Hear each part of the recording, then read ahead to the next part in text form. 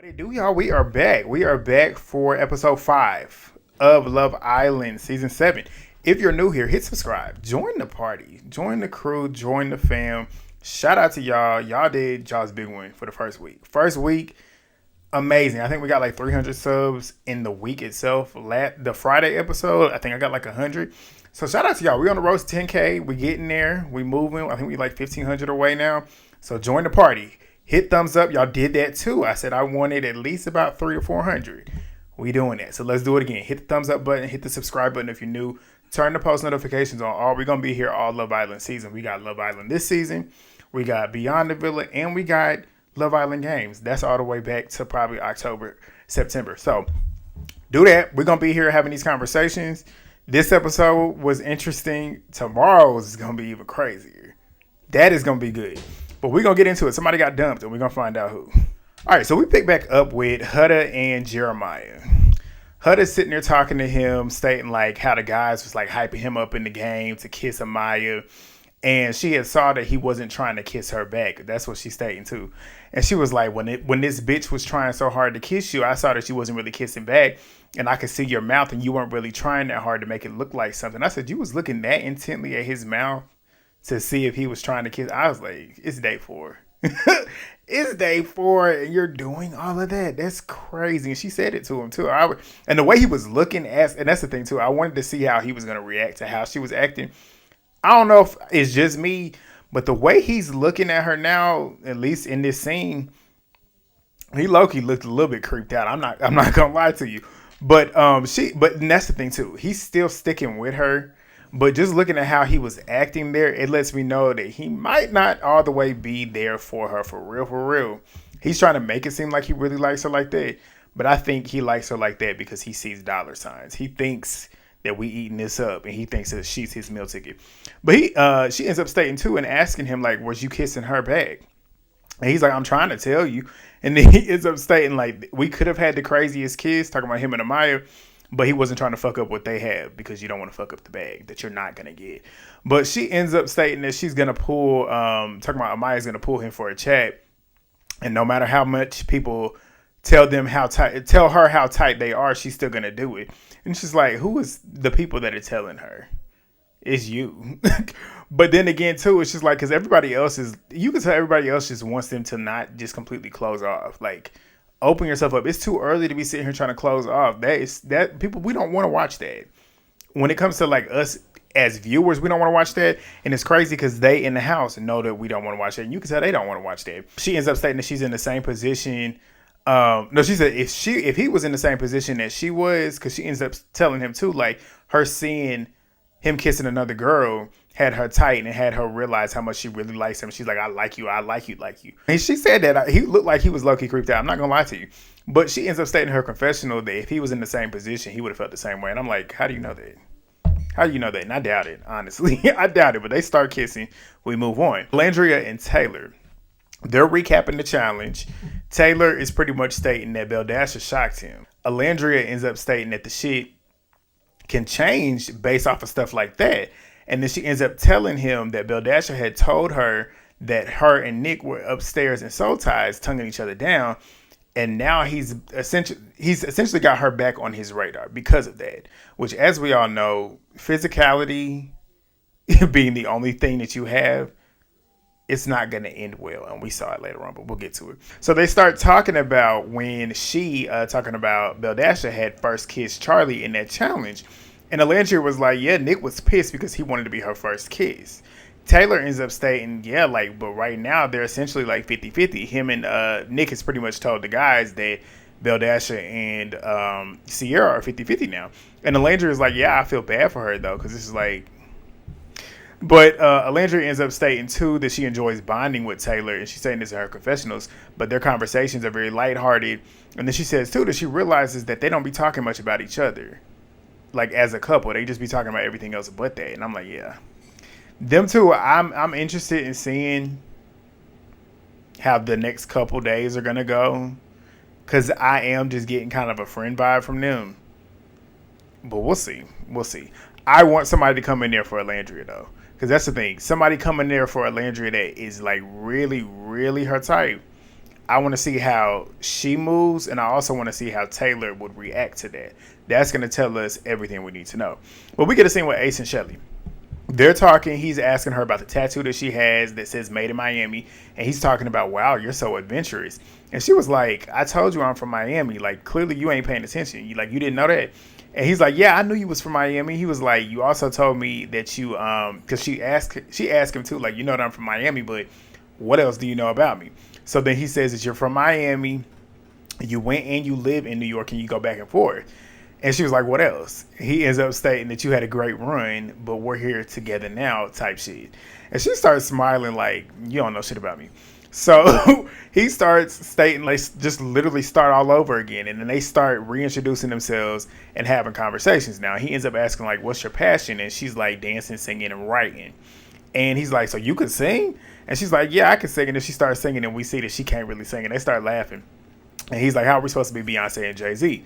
But he then says in his confessionals that Shelley makes him feel open to express himself easily, even though he wants to explore his chemistry with Amaya and wants to see where that goes.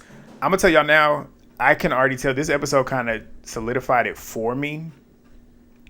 No, I'm going to wait till I say it. Till we get to the scene where I really wanted to talk about it. But Amaya, she goes to the doctor to talk to Jeremiah. This is funny. This was funny. She lets him know that coming in, she picked him because he's handsome. And you see Ace over there talking to Huda now. He asks Huda about the challenge and how she's feeling about the challenge. And she's like, "I'm good. Like, I wasn't mad at Jeremiah. I wouldn't get mad at him getting pulled for chats, but it's weird." And I'm like, how is him getting pulled for chats weird? You're on Love Island. That's the whole purpose. Like, that's the whole point. Like, just trying different connections to see which one is the one that works the best. And Ace is looking at her like, "What I just did." He said, "You do realize we are 4 days in." And she's like, you could tell Ace, this is where I was like, Ace, he's mature. You can tell Ace is a lot more mature than what it leads off to be. Like, he gives off this player, goofy, messy vibe. But you can tell he has the ability to be deep and think critically and also analyze things. You can tell he's very present in the moment. Because you can tell just by his reads, like how he can read Jeremiah. He's on to Huda. He's pretty much stating everything that we say online when it comes to Huda. And it's just crazy because it's just like you see him in that instance and you're like, okay, well, he's 22 years old. And you see the differences and the layers that he has. And you can tell he has those layers. And you can tell he's trying to. And you also can tell that he knows this show. He knows the game. He knows the strategy. We'll get to it in a minute, though. But he's looking at her like she's stupid. And she ends up saying, "Do you understand that I don't care? That's why you look stupid. Like, you look dumb." But we get back to Amaya and Jeremiah. And she's telling him that she wasn't trying to be vindictive or disrespectful to Huda. But he ends up stating to it, like, "I know you didn't do anything wrong." She's like, "Yeah, I know I didn't do anything wrong." But they both start talking over each other. It's like they was like fighting in a way. It was like very passive aggressive on both ends. And it was like, yeah, there ain't no chemistry here. When they started doing that, I was like, oh yeah, no. And he ends up stating that he's excited to see what her and Hannah bring. And he's open to getting to know them. Bullshit. We know you not. And he's like, even though I got my connection, I'm still open to getting to know y'all. And we like, no. But Amaya already figured it out. You could tell she was like, "Nah, you ain't open to shit." And she ends up stating that I see where your headspace is, and I'm ready to find a connection. The way she was acting had me weak. But she says, "Thank you so much for letting me know that you're not it." I said, she is real. But Amaya, she then says in her confessional, she ain't chasing or begging a man. So goodbye. I said, good for you. But Ace then tells Huda that nobody wants to pull you for a chat. You're not approachable. Basically, like, you're giving off the vibe that you are not open to communication or at least trying to get to know other people. And she's sitting there saying, well, nobody asked. Like, if they would ask, I would. Why would they do that when you act the way that you do? Take out how she acts in her personality. I'm saying, like, the way you act, like you are all about Jeremiah. Why would they even try and open a conversation with you when they know it's not going to go nowhere? But we see Amaya talking to Austin, and she ends up asking him how he's been and, like, how's it been in the house. And he starts talking about sex. I'm like, what? He starts talking about, like, he's in this position, or he's in a position to look for a connection, and having sex is great, but making love is better. I'm like, that's how you start to get to know a woman. But she ends up stating she's 25 years old. At that age, like, your frontal lobe is fully developed. And he's like, I think mine's still developing. I do too. I do too.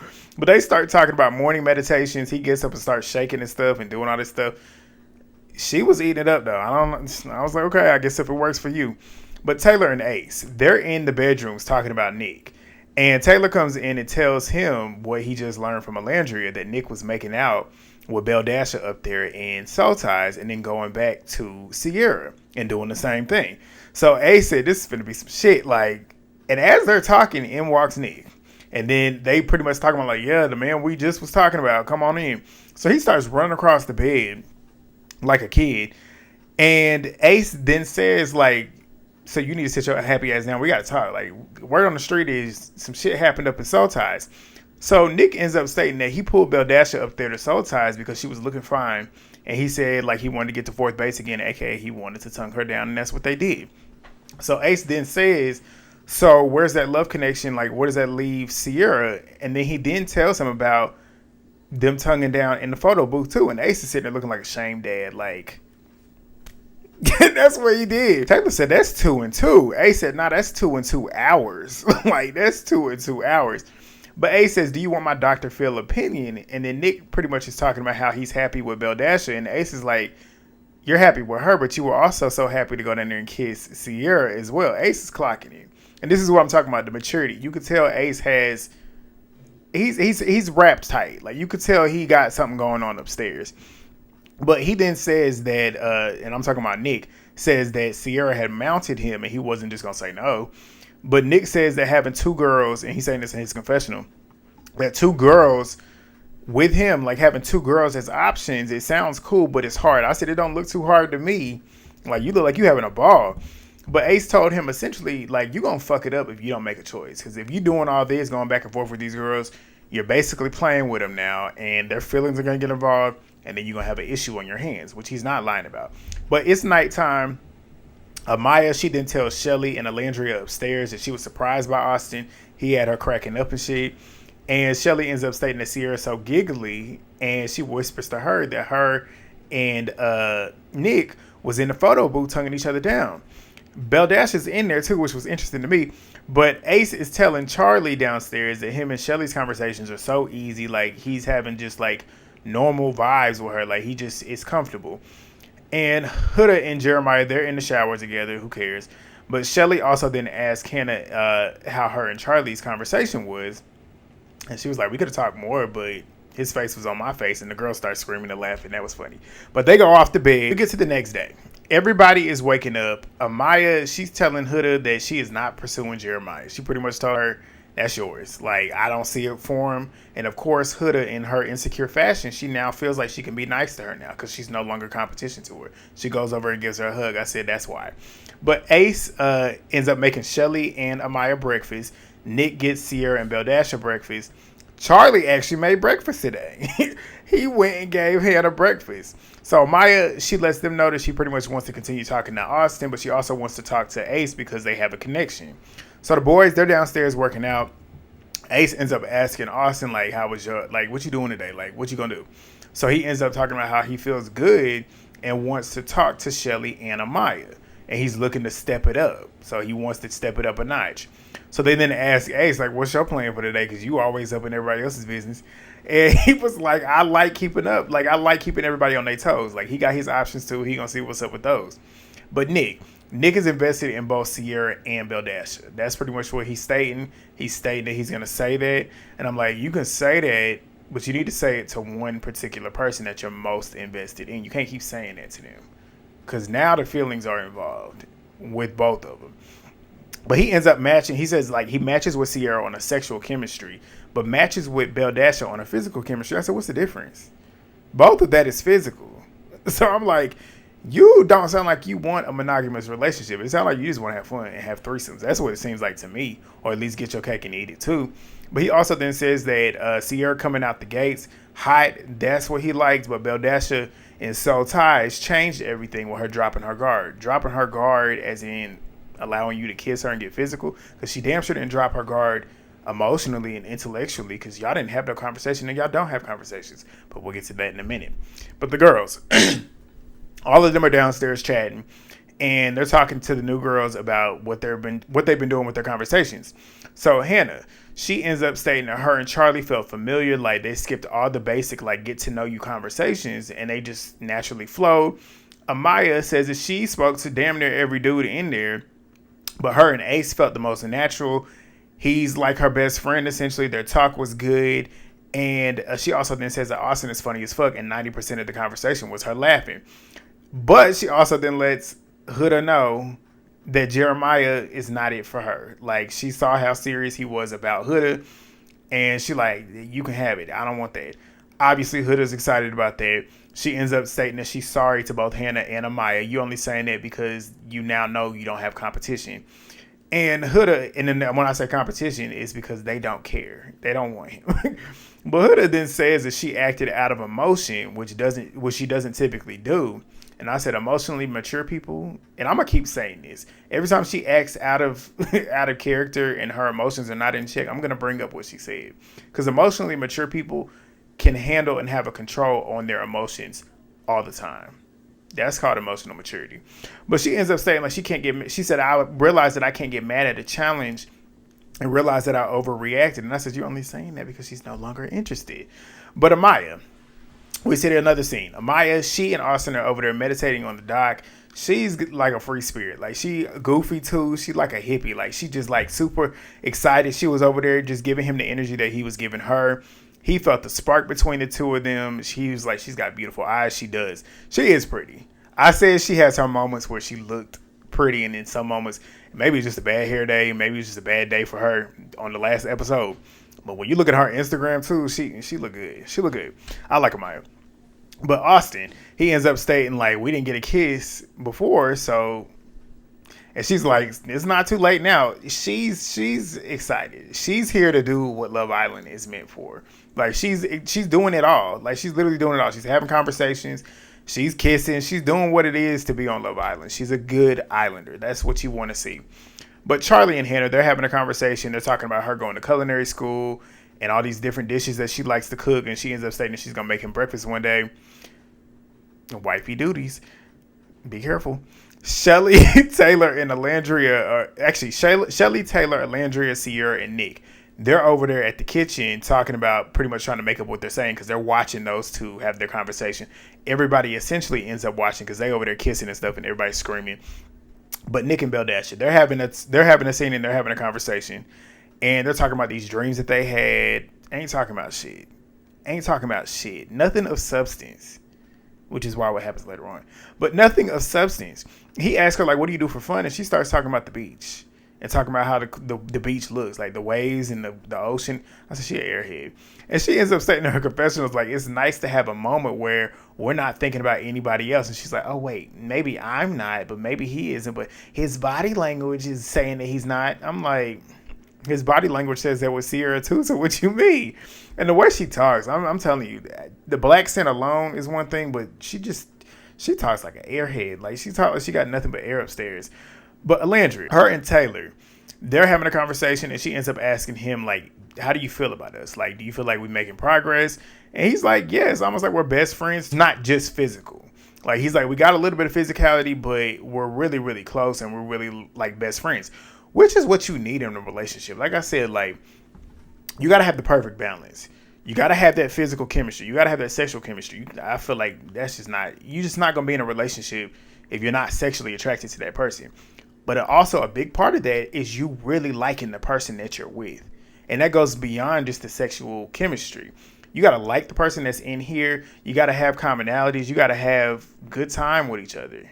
Like, you got to make each other laugh. You got to have good conversations. So if you don't have that, I don't think it's going to be a successful relationship. But she also then says, like, when it gets to that part where we'll be a lot more physical, it'll make it even better because we already have that foundation. But she ends up telling him, like, she's a slow burner in real life. She also then tells him that she actually tells us in the confessional that she loves chatting with him, but she's okay with kind of inching towards getting that progress physically. But yeah, we'll see how that goes. I don't know how it's going to go, but we'll see. But Amaya and Ace, they're having a conversation. Good conversation. She's a good conversationalist. And he is too. But he asks her how she's feeling. She says, like, I'm good. A bit of chaos, but I'm good. But he ends up asking her about her exploring her connections in the house, in the villa. And she says it's like a big old bag of Skittles. Like, the analogy she uses is funny. But he ends up telling her that she has a nice smile. This cracked me up. She says, so do you. And she ends up saying, I feel like people don't take care of their teeth anymore. They go straight to them keyboards. And it took me a minute to get what she was saying. But I'm like, I get it now. Like, she's stating, like, people don't take care of their teeth, a.k.a. they get to them keyboards and start looking for somebody to get some veneers. And you know she's I was going to say she's a nurse, but that has no correlation. But regardless, it was funny. They both started laughing. But he likes her personality and her laugh. She ends up asking him, like, what have you done on a romantic day? Like, what would that look like for you? He ends up telling her how he flew a girl out, had flowers and shit all over the car. Pretty much let her know he is a romantic. And she says, that's cute. He says he's a romantic at heart. He says that he does hope to leave out of the villa with a relationship. And this is the first, I think did he say this to Chelley? I can't remember if he did or not. But this is where I was like, you could tell he actually got some maturity to him. He can do the conversations where it seemed like he playing a little bit, but you could tell that he has the ability to actually have a deep, genuine, real conversation. So it makes me think, okay, how would this go? Like, how is he gonna look towards the end? I feel like Ace is gonna be at the end. I will say that. So it's gonna be interesting to see how it is at the end. But you can just tell him and Amaya is just like, I don't want to make the comparison to Serena Cordell and Dyer, but that's the best way I can do it. Like, you can tell Ace, in a way, I can see him thinking that Chelley is his end game. And I feel like he's trying to get his fun with Amaya, because Amaya, she ain't very much like Dyer at all. But they have that lust, but then you can tell, wait, I'm going to get to it later. I'm talking too ahead of turn. We're going to get to it. But she ends up making a funny comment because she ends up saying, like, she's shy and whatever. After a couple of drinks that she gets in her system, her hands ain't the only thing to clap. And that was funny. They both started laughing. So we get a scene with Nick and Cierra. She ends up asking him, what's a date night look like for him outside of the house? And he starts talking about a river in front of a cabin with charcuterie and stuff. He ends up asking her how the night would end. And she was like, use your imagination. And he was like, it would go wild, obviously. But they then start talking about him bringing both her and Belle-A breakfast. And he asked her if she feels some type of way about it. And she says naturally, but not negative.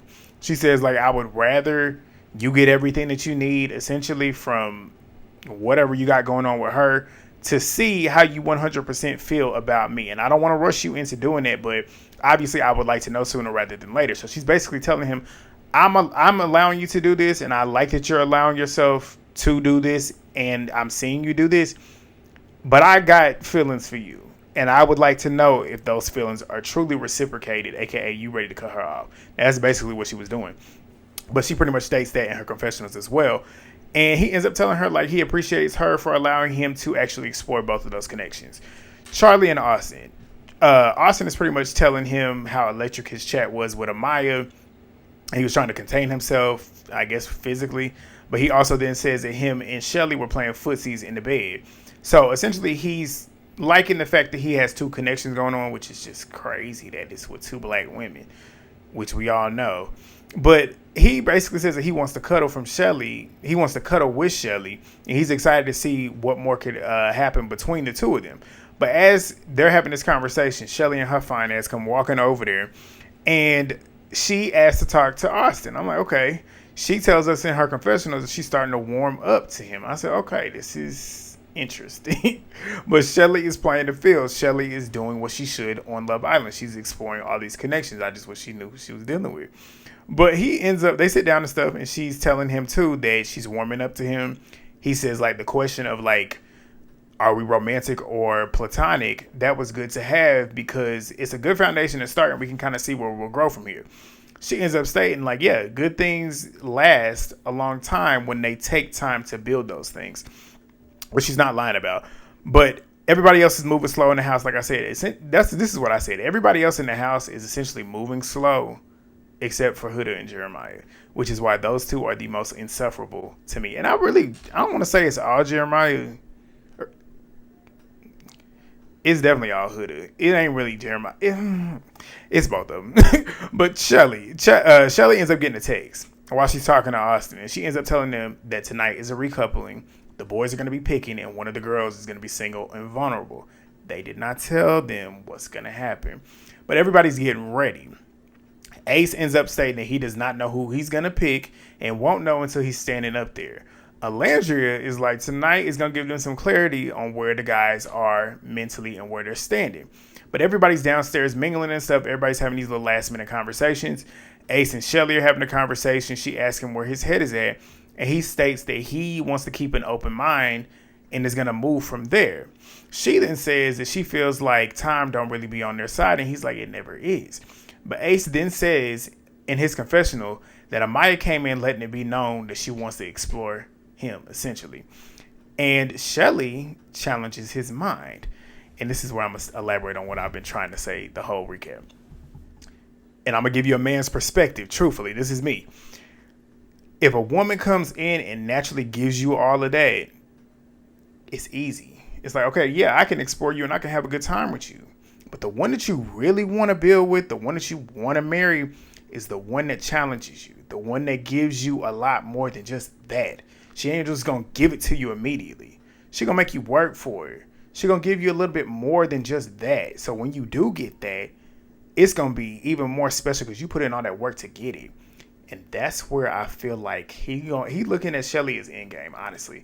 And I feel like he's doing this stuff to see how she reacts, to really see how he can move with her. That's what I'm seeing. And that's why I see the maturity in Ace. I feel like he's kind of having that moment. Like I said, with the Serena Cordell Diet, it's that same comparison, truthfully. The way they move. We'll see how it happens. They're going to be here. They're going to be here to the end. I already know that. But we'll see how Casa More happens, because I already know that's going to tell us everything we need to know. We get past that. Cierra, she ends up asking Nick how he's doing. And he's like, I'm conflicted. Belle-A comes over to interrupt their chat to go pull Nick.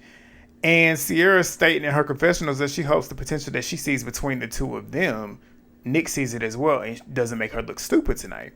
But Belle-A, she's sitting over there asking him not to sugarcoat it. Tell me how you really feel. He gets over there with that pimple. Then he needs a pimple patch. Beating around the bush. He doing everything but what she told him. And she's like, I hope I'm not leaving. And I'm like, honestly, out of the two of y'all, I hope you do. Because I like hearing grown people have conversations. Like, I like grown folk conversations. She still talks like she's a teenager. Like, she don't be talking about nothing.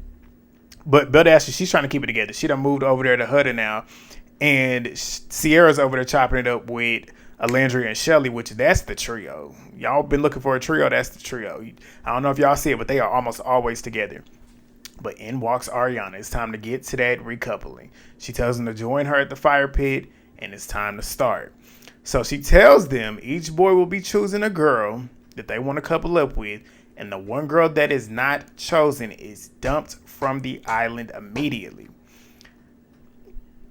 So the girls stand up in front of the fire pit, and they begin. We're going to go through the ones that was super easy. Jeremiah, he picks Huda. No shock there. We don't care. But Huda sits down and says she feels like she can be herself around him and he doesn't control her. I said, you feel like you can be yourself around him. And she said he always makes her feel that way. You saying that, but you didn't feel comfortable enough to be yourself and let him know that you were a mother. She just be saying shit. But Taylor chooses Olandria, who looks absolutely beautiful. Absolutely beautiful. But she says she feels great. She says like he feels like home. There's so much alike. And she doesn't want to self-sabotage because normally in situations like this, she does. Charlie chooses Hannah. All the easy picks were done. We're now moving to Ace. And I watched too much reality TV. I already knew how this was going to go. You go from the easiest to the worst. But Ace, he ends up choosing to couple up with Amaya. Like I said, this is strategy. But he says she's gorgeous, she's ambitious, she's outgoing and assertive for what she wants. She's very vocal about it. And he's excited to share a bed with her and have conversations late night about stupid shit. And that's when we knew that he was choosing her. When he said the stupid shit, I was like, yeah, that's what's going to happen. But like I said, he's setting the storyline for him and Chelley, honestly. I just see it now. But Amaya says that it's natural between the two of them and he feels like a best friend, and she's positive about how their journey's going to go. So we then move to Austin, who obviously chooses Chelley. He says she's been patient with him. Every time they talk, it feels like they're getting deeper and deeper, and he can see himself with her on the outside. Y'all thought the same thing I did. But Chelley ends up saying that it was important to get to know each other first. That's kind of how they set their foundation. The conversations and chemistry have grown over time. Austin and Chelley, they sitting there and they goofing around and stuff and talking and stuff. And Amaya and Ace are sitting there next to them, and Ace ain't even looking over there at them. It was so funny to me. I said, that's telling. That's very telling. But Huda, she's sitting over there crying already. I'm like, it's dramatic. But it's down to Cierra and Belle-A. And obviously Nick. I already knew at the beginning of the episode it was going to come down to those two.